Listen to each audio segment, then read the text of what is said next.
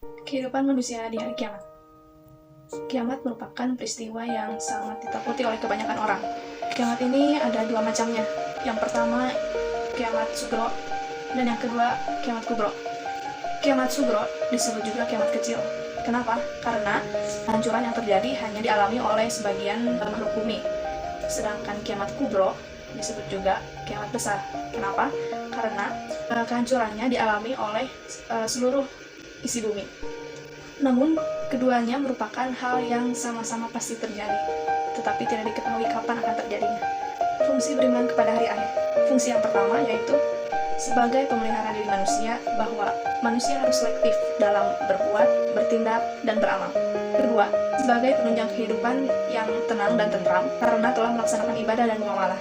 Yang ketiga, sebagai pemacu semangat disiplin dan bertanggung jawab untuk menaati segala perintah Allah Subhanahu wa Ta'ala serta berusaha menjauhi semua larangannya. Ada salah satu dalil naqli yang menjelaskan tentang hari kiamat, yaitu Quran surah Al-Zalzalah ayat 1 dan 2, yang artinya ketika bumi diguncangkan dengan guncangan yang amat dahsyat dan bumi telah mengeluarkan beban-beban berat yang dikandungnya.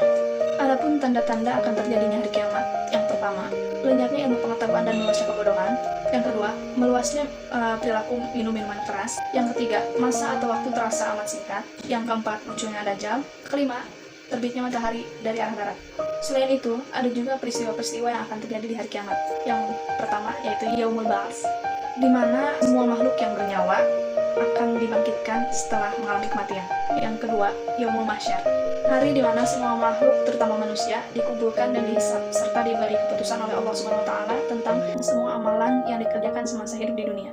Yang ketiga, Yaumul Hisab, hari di mana semua amal perbuatan baik maupun buruk manusia selama hidup di dunia itu dihitung.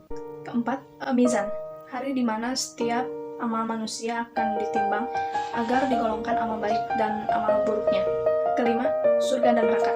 Surga merupakan suatu tempat yang penuh dengan kenikmatan, keindahan, dan kemegahan yang hakiki yang disediakan oleh Allah Subhanahu wa Ta'ala untuk orang-orang yang beriman dan beramal saleh. Sedangkan neraka merupakan suatu tempat terburuk yang disediakan untuk orang-orang kafir, musyrik, fasik, ingkar, dan durhaka kepada Allah Subhanahu wa Ta'ala.